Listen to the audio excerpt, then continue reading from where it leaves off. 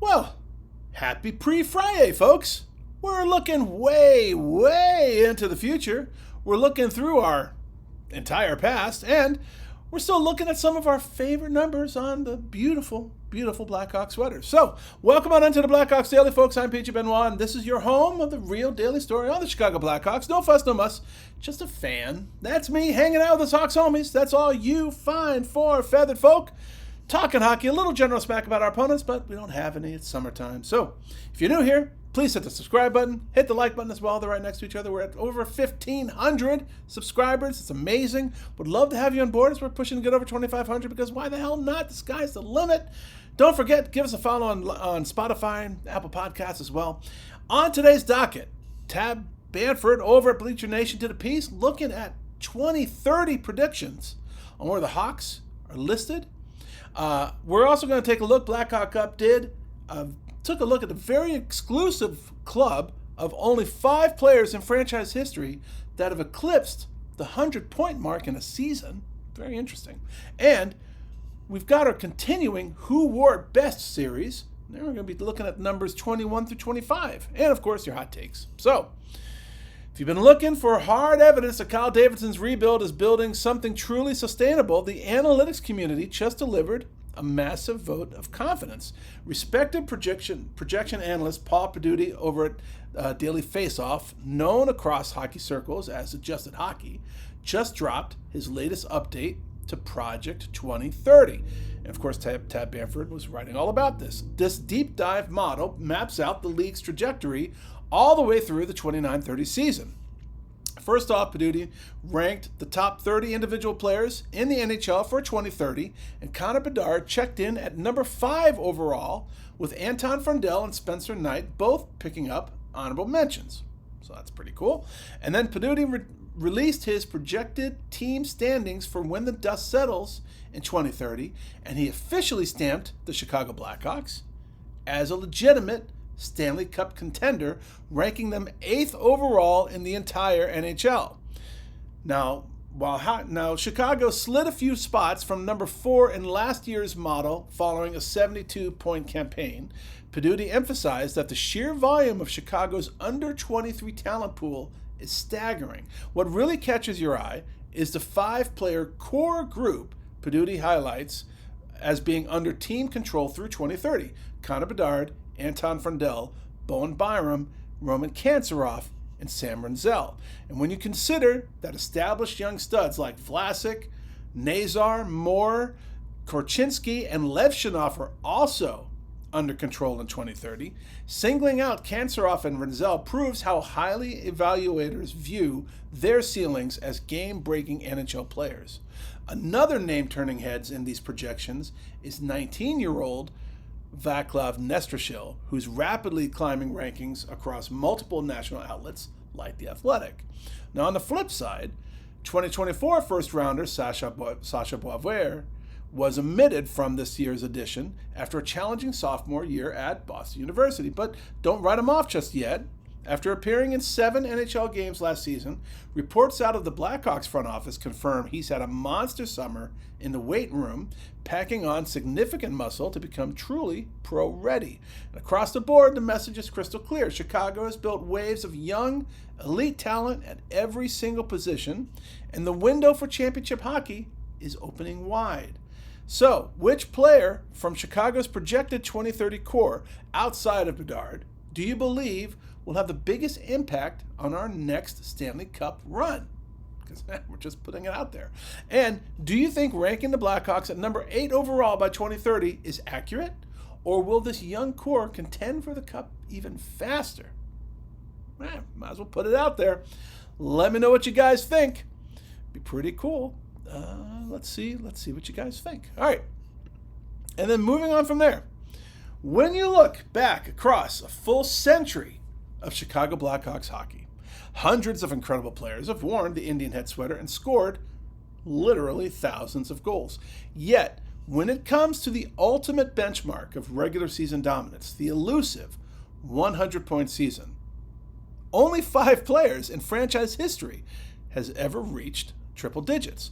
When Patrick Kane officially with Patrick Kane officially back home in Chicago, it's a perfect time to appreciate just how exclusive that company really is. In fact, Kane remains the only Blackhawks player to hit the 100-point plateau in the 21st century. So let's look at the legendary 5 who've conquered this milestone. First up, Steve Larmer, who broke through during the 1990-91 campaign with 44 goals and 57 assists and 101 points. He was a 1983 Calder Trophy winner. He was an Ironman who routinely produced 80-point seasons, but that magical year saw him finish 5th in the Hart Trophy voting while leading Chicago to the President's Trophy. It was the only 100-point season of his career, as well as his final 40-goal output. Next is the Golden Jet, Bobby Hull. While his longtime partner Stan Mikita holds Chicago's all-time career scoring records, Hull accomplished something Mikita never did, scoring 100 points in a single campaign. In 1968 and 1969, Hull erupted for a franchise record 58 goals and 107 points. That 58-goal mark still stands as Chicago's single-season record 57 years later. Then comes Patrick Kane. Showtime hit the century mark twice. In 2015-16, he racked up 46 goals and 106 points, taking home the Art Ross, the Hart, and the Ted Lindsay trophies as the first American-born MVP in NHL history. And then 3 years later, in 2018-19, Kane topped himself with a blistering 44-goal, 110-point campaign. Now, had he never left for New York and Detroit, Kane would likely be challenging Mikita's franchise records today. But his resume, featuring 3 Stanley Cups and a Conn Smythe, remains untouchable. Our fourth member is recent Hockey Hall of Fame inductee Jeremy Roenick. JR did not just hit 100 points once. He ripped off 3 consecutive seasons from 1991 to 1994, scoring 103, 107, and 107 points. Across that 3-year span, Roenick collected 317 points, the 7th most in the entire NHL, while powering Chicago to the 1992 Stanley Cup Final. Finally, the undisputed king of Chicago scoring, Denis Savard. Savvy broke the record an astonishing 5 different times in the 1980s. In 1987-88, he set Chicago's all-time single-season record with a mind-boggling 131 points, powering by 44 goals and 87 assists. From 1980 through 1988, Savard's 851 points ranked 3rd in the entire NHL, trailing only Peter Stastny and Wayne Gretzky. With Connor Bedard entering his 4th season and surrounded by more talent than ever, it feels like only a matter of time before number 98 becomes the 6th member of this legendary fraternity. I mean, he's got the chops for it. Which individual 100-point campaign in Blackhawks history do you consider the most impressive? Patrick Kane's 106-point MVP run, or Denis Savard's 131-point franchise record? I mean, geez Louise. 87 assists? Come on now. And how many seasons do you think it'll take Connor Bedard to join this exclusive 5-man club and record his first 100-point year? Oh, I'm going to say maybe next year. Why not? Why not? Maybe next year. Well, what do you guys think? Be very interested to see your thoughts. All right, and then moving on from there. As you know, we're digging the barrel of the barrel, right? The bottom of the barrel, right? So as we roll through the dog days of August, we're continuing our deep dive into the century of Chicago hockey history. And today we're going to break down numbers 21 through 25, featuring some of the easiest no-brainer picks in franchise history alongside some of the toughest choices yet. Starting with number 21. Easy. Very, very easy. Stan Mikita. 10 players have worn number 21, starting with Cully Dahlstrom and ending with Mikita, who had it retired to the rafters. Fun fact on number 21, defenseman James Bedard, who wore 21 during the 1950-51 campaign, is Connor Bedard's great-great-uncle. So pretty cool. Stan the Man is not just a franchise legend. He is a Chicago sports icon. He remains the Blackhawks' all-time leader in games played, assists, and points. A Hall of Famer and 1961 Stanley Cup champion, Mikita won 4 Art Ross trophies, 2 Hart trophies, and 2 Lady Bings. He famously cleaned up his game after racking up over 300 penalty minutes across 2 seasons, after his daughter asked why he's always in a penalty box. And he revolutionized hockey equipment when an accidental curve in his stick blade unlocked one of the deadliest, most deceptive slap shots the league has ever seen. Moving to number 22, the best to wear it, Grant Mulvey. 30 players have put on 22, with Al Dewsbury donning it first and Cole Smith set to wear it this coming season. Fun fact, not a single player in Blackhawks history wore a sweater higher than number 21 prior to 1950. Kept it simple back then. Mulvey played 574 of his 586 career NHL games in Chicago after being drafted in the first round in 1974. When he scored his first NHL tally, he was the youngest player since the 1967 expansion to score a goal, and that record stood until Alexander Barkov broke it in 2013. Mulvey remains the only player in franchise history to score 5 goals in a single game, pulling off the feat against St. Louis on February 3rd of 1982. For number 23, the nod goes to J.P. Bordelot. 22 players have worn 23, starting with Paul Schmier and most recently worn by Philip Kurashev. Fun fact, Ben Wilson, who wore 23 from 1984 to 1988, is the highest draft pick to ever wear the number for Chicago, taken 6th overall by Philadelphia in 1978 before being acquired for Doug Crossman, and the pick became Scott Mellanby. Bordelot spent his entire NHL career with Chicago, putting up 97 goals and 223 points while playing a suffocating 200-foot game. Off the ice, he famously sold cars in the summer to make some extra cash and eventually bought 2 Tim Hortons franchises after retiring. Number 24, the undisputed king, Doug Wilson. 17 players have worn the sweater, with Rick Foley wearing it first, and now Bowen Byram taking the number this season.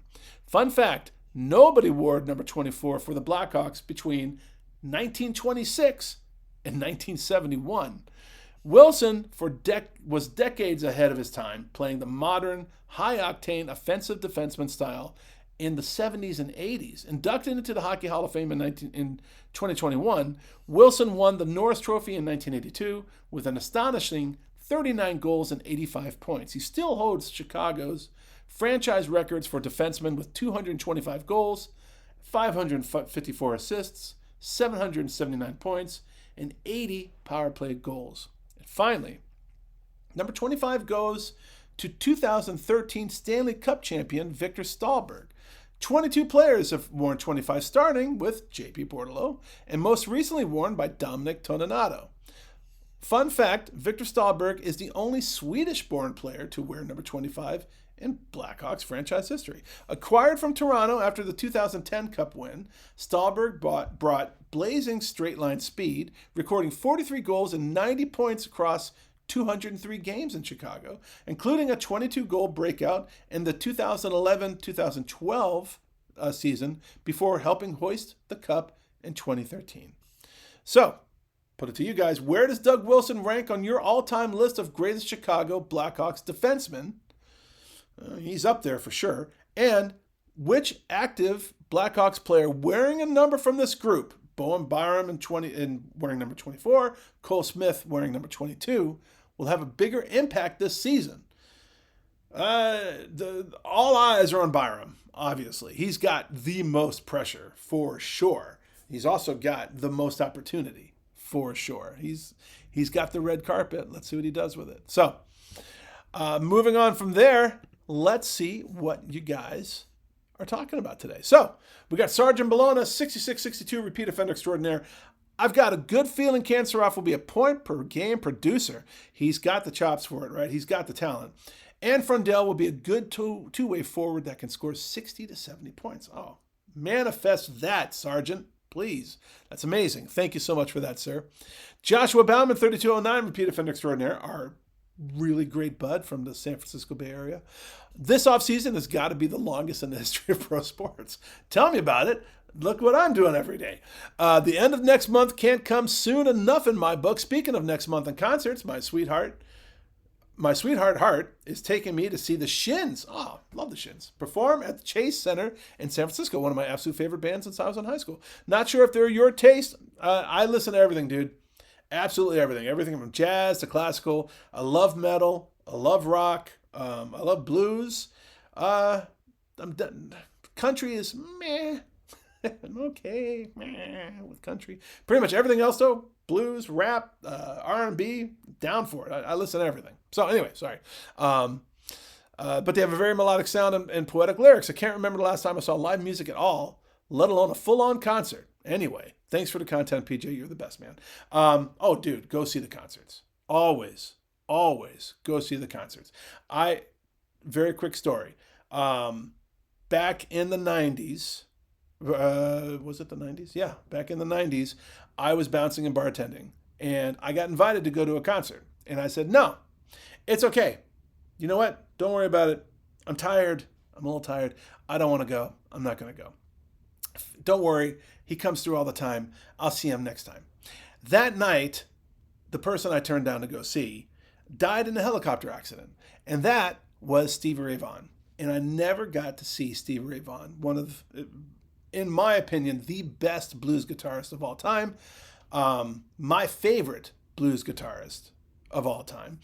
My very first concert of all time was B.B. King. So I had a chance to see, of course, blues royalty and B.B. King. That started me off. But I could have seen Stevie Ray Vaughan. I would give my left nipple to see Stevie Ray Vaughan now, and I missed out. And so, long story short, go see the concert. See it whenever you can. All the time, Joshua. Go see it, buddy. I know you got a little baby. Go see the concert. That's my advice. Go see the concert. All right. Anyway, enjoy, man. The Shins, they're going to be great. I hope you have a fantastic freaking time, dude. Enjoy. All right. Jerry the Vegan Rockstar, repeat offender extraordinaire. Also a big fan of the Chicago Wolves. I say use draft choices and then perhaps make some better trade packages afterwards. We were talking about, hey, we got 3 draft choices in next year's draft. Do we hold on to them? Do we use them? All right. So thank you, Jerry. Appreciate that. Oh, and also Boston, not much of a college town. He's laughing from Spinal Tap. By the way, I saw Triumph at Allstate Horizon, or Allstate, yeah, Arena. And the sound was fantastic. It's all about the front of the house sound techs. And I guess it depends on where you're sitting as well. I've seen a bunch of concerts there. If you're not down on a floor, if you're up, oh God, it's bad. It's just bad. But maybe, right? Front of the house sound techs could obviously make a lot of difference. So thank you for that, Jerry. Appreciate you as always, sir. Appreciate that. Jerry Litzo, 2090, repeat offender extraordinaire. I love the Batherson idea. We were talking about Drake Batherson from Ottawa. What we should we make a move for him? But I think the Hawks need to include Teravainen in the deal. He became largely redundant with the Kane signing. And if he's getting squeezed to the 4th line or one of the scratch guys, what's the value he's really bringing? It's too bad because I think he's going to have a bounce back year. He's got the talent for it, that's for sure. But there's no room at the inn, especially if we get Batherson for a draft pick and Soderblom. Yeah, very true. And that would sweeten the deal. I mean, he's very talented, right? The Finn is very talented. So great. That's a great idea. I like that, Jerry. Thank you, buddy. Oh, and also he says UCF, University of Central Florida, is the largest. I kind of wondered if that was the largest college in Florida. But 30K of the students are online only. My God, that's a lot of online students. All right. Thank you, Jerry. Appreciate that, buddy. Vince Nacarado, 7832, repeat offender extraordinaire. Sods and KK plus a draft pick for Bath. Maybe he can be moved at the trade deadline if there is interest in him. Well, there you go. Very thoughtful. Not bad at all. Thank you, Vince, as always. NFF 149, repeat offender for sure. I definitely would make serious push for Drake Batherson. I think he'd be a great addition for this Hawks team. As far as the Florida Panthers draft pick goes, I'm not expecting it to be very high. I'm predicting a Panthers Avalanche Stanley Cup final this year. And I'm going to go out on a limb here. I think the Hawks grab a wild card spot. Oh, I like what you're thinking here, buddy. This team is young, talented, and I think they're going to surprise some people this season. I'm excited to see what these kids can do. Go Hawks. All right. Love that, NFF. I'm picking up what you're putting down, buddy. Love it. Appreciate you there, Ben. Indigo68, another San Francisco Bay Area fan, friend of the channel, repeat offender extraordinaire. Soderblom plus Del Mastro and a second-round pick for Batherson. Oh, all right. There you go. And he says, Bedard nets 34 goals this year. All right. A little bit of progress as well. Another 4 on top of the 30 from last year. All right. I like it. Thank you, Indigo. Appreciate you as always. Logan McDicing, repeat offender extraordinaire. 3 first-round picks next year that we don't need to take at all. Make the call for Bath. Logan is ready to deal. All right. Love it. Thank you, Logan. Mets 436, repeat offender extraordinaire as always. Trading Soder before the deadline is folly unless you're planning on not playing Soderblom at all. Let Soder put good tape out there and let the league see how good he can be.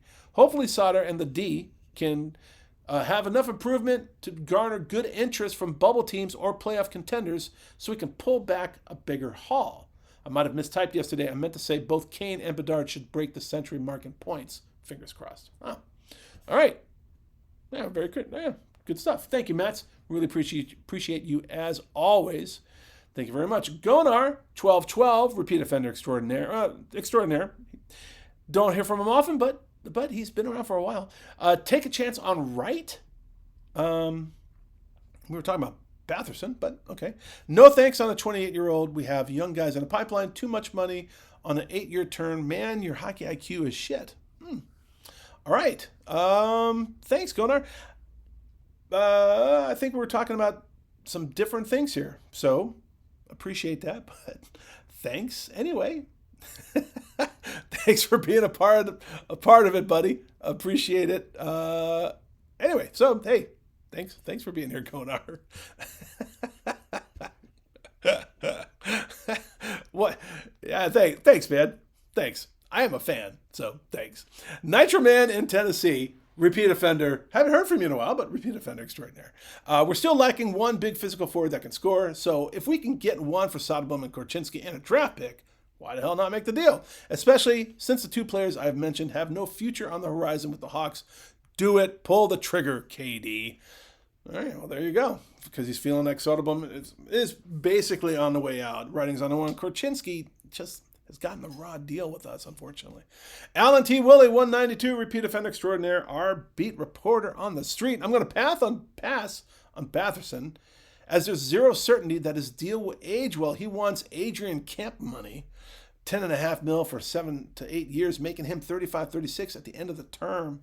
I say keep the kids here. All right, well, Alan is the man on the street. He is right there, ice level, so he's got some eyes out there. All right, Alan. Well noted. Thank you for that, sir. Lester 701, repeat offender, the commander. Hey, fearless leader, PJ. You did not have a face for radio. I kind of do, actually. But thank you, buddy. I appreciate you. Hey, hello, young guys and dolls, Blackhawks fans, universe-wide. PJ, congrats to you and Mrs. Benoit, Kara, the author. All your kids heading off to college. I know. It's going to be weird around here. It's going to be weird. 5 kids, all of them launched. Finally, it's going to be weird. Now just our big-ass dumb dog. On your kids, all the best of them to them and you and Lady Kara. Thank you so much, Lester. I really appreciate you, sir. Try Kinner out with a few different lines at first. He is the man. Let him do his thing, whatever he wants. And then try to trade Soderblom. Let's see what we can get. No place for him here anymore anyway. Happy Wednesday. Meow and purr from Milky Way, my cat. Peace out, homies. Thank you, Lester. Appreciate you, buddy. Skip Johnson, 7255, repeat offender extraordinaire. Make the deal for Batherson. He is what the Hawks really need. I'd offer Ottawa, Soderblom, and Nazar. That should get their attention. All right. I know you don't like Nazar either, Skip, but that's all right. That's interesting. Definitely worth nodding your head to and saying, well, that's interesting. Thank you, Skip. I appreciate you, man. And that is a wrap for today, Blackhawks Nation. So if you're new here, welcome. Hit the subscribe button. Just helps us keep climbing. Sky's the limit. Remember, if you don't like this, because Lester was making fun of that, but like my mom, she did tell me I have a face for radio. Then just go check us out on Apple Podcasts and Spotify as well. If you want to get a hold of me, go check me out on LinkedIn. Search for Blackhawks Daily. Slide into my DMs, as they say. And then if you're a regular, seriously, thank you for your support. I cannot stress this enough. Thank you for your support. Thank you for spreading the word about the channel to all your family, friends, and neighbors. Thank you for getting them in here, right? I always say the water's fine. It's a lot of fun. We're building the very best community in hockey. It's an honor to do this with you. I have so much fun doing this every day. It's my best part of every day. Thank you for being a part of it. It's awesome. So, as we always say, we celebrate the very best team in hockey with the very best fans in all of sports. That is all of you fine, for, feather folk in the greatest city on earth, our beloved Chicago. It's going to be a fantastic day. Fantastic, beautiful day. Enjoy it. And I am PJ Benoit, and we will see you next time on the Blackhawks Daily.